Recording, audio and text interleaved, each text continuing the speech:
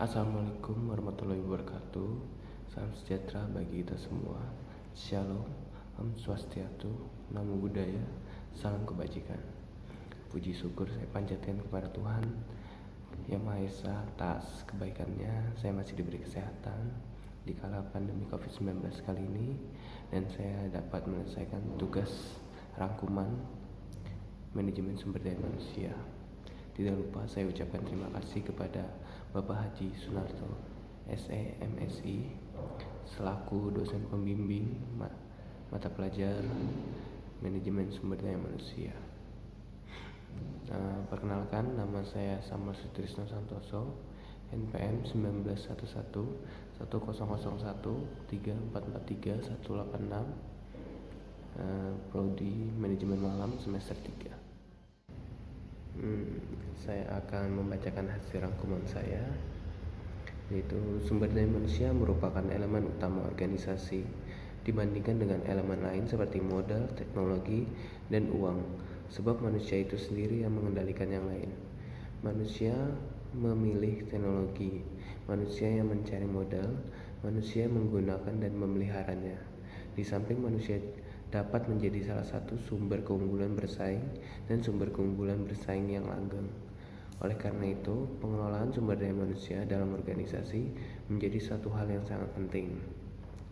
Manajemen sumber daya manusia disebut juga pengembangan sumber daya manusia, berfungsi melaksanakan perencanaan sumber daya manusia, implementasi, perekrutan, pelatihan dan pengembangan karir karyawan, serta melakukan inisiatif terhadap pengembangan suatu organisasi. Adapun fungsi-fungsi manajemen sumber daya manusia.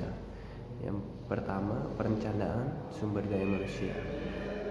Perencanaan sumber daya manusia adalah kegiatan menaksir atau menghitung kebutuhan sumber daya manusia organisasi dan selanjutnya merumuskan upaya-upaya yang perlu dilakukan untuk memenuhi kebutuhan tersebut.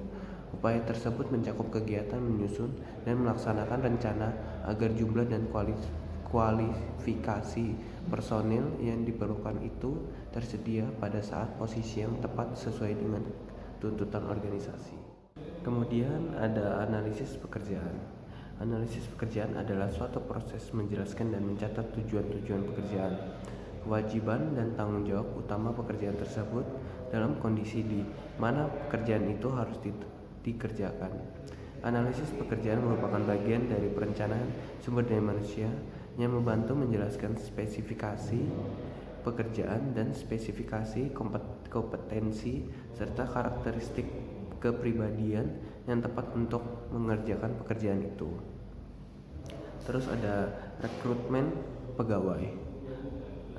Rekrutmen pegawai adalah seperangkat kegiatan dalam proses yang dipergunakan untuk memperoleh sejumlah orang yang bermutu pada tempat dan waktu yang tepat sesuai dengan ketentuan hukum, sehingga orang dalam organisasi dapat saling menyeleksi berdasarkan kepentingan terbaik masing-masing dalam jangka panjang maupun. Setelah melakukan rekrutmen pegawai, kemudian melakukan seleksi pegawai, bertujuan untuk mengumpulkan informasi, menilai, dan memutuskan siapa yang diangkat dengan pedoman pada hukum demi kepentingan jangka pendek dan panjang, perorangan, dan organisasi. Kemudian ada penempatan dan penugasan, yaitu merupakan kegiatan yang dilakukan serempak. Orientasi ditunjukkan untuk mempercepat sosialisasi pegawai dan penerimaan lingkungan kerja, sehingga pegawai tersebut dapat segera beradaptasi dalam sistem, prosedur, serta budaya kerja.